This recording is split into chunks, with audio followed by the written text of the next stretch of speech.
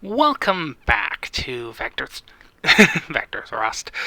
It's because the composer did the music for both games. I'm your host, the Housecoat Gamer. Today we're taking a look at the trainer version of the SU-25 Frogfoot. As you may or may not have noticed, this thing has a lot of guns. I consider this aircraft a bit of a joke. Really, you don't need a trainer version of this thing. Anyway, this was kind of an answer to the removal of to replace the MiG-15 faggot. Okay, I get it. People aren't gonna like the fact that I say it. It's the NATO code name. Get over it.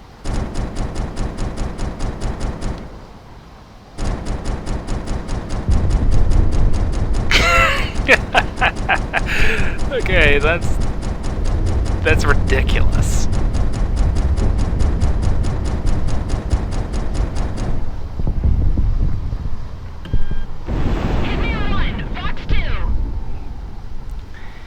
That's ridiculous. It's almost as good as the A-10. Oh, am I kidding? Nothing's as good as the A-10 when it comes to raw gun power. Anyway, this was a requirement for the Soviet Union to get a cheap, small, twin-engined aircraft, which, coincidentally, also looked like the A9 prototype. That's right, this thing may as well be a miniature version of the Northrop A9. The A10's ill-fated competitor.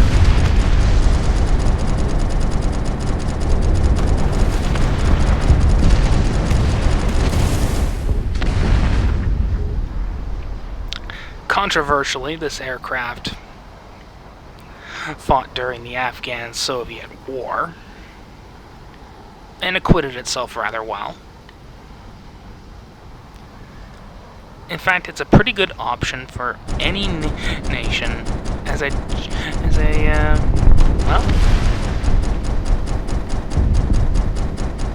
cheap, easy-to-use attacker.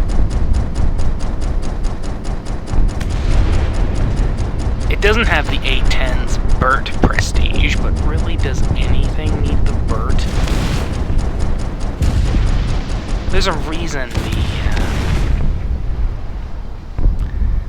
U.S. Air Force wants to get rid of those things. Because what's the point?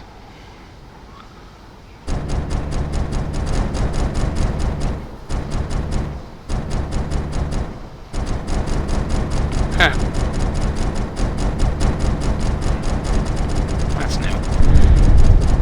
If a missile can take out a tank, you don't need the Galway Avenger.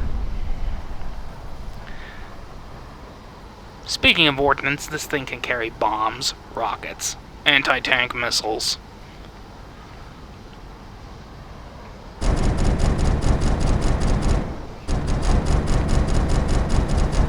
And is a very good bomb truck. It is not a dogfighter.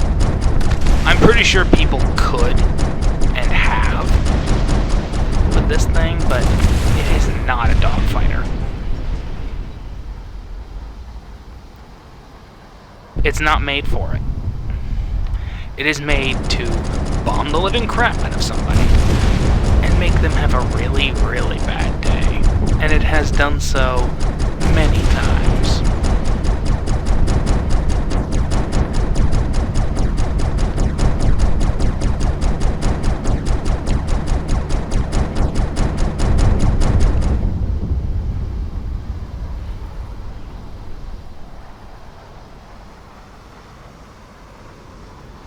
And will continue to do so until Sukhoi or somebody else decides to well,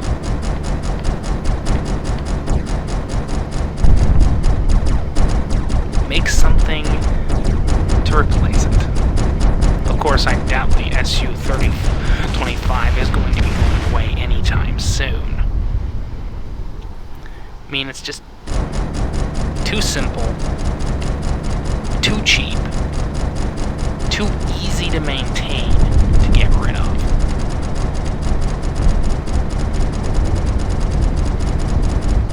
I mean, the early models of these things used turbojets, which, by the way, are the worst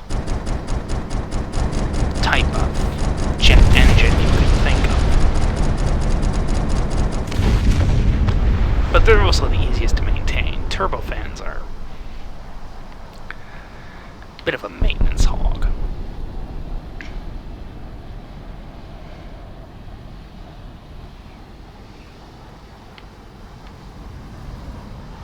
Well, turbojets are anything but. To a point. I mean, they're still complicated engines. But this thing is probably the closest you're going to get to a A10 analog in Project Wingman.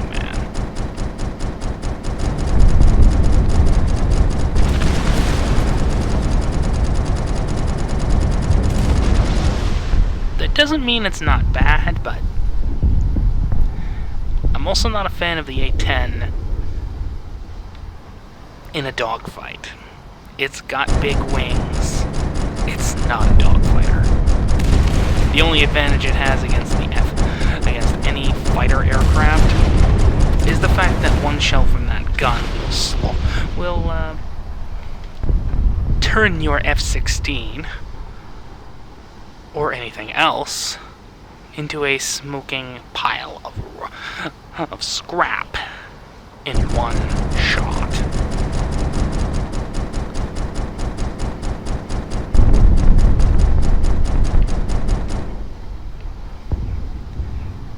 Or one 10-second, or one 1-second burst. Whichever. Housecoat Gaming, signing off.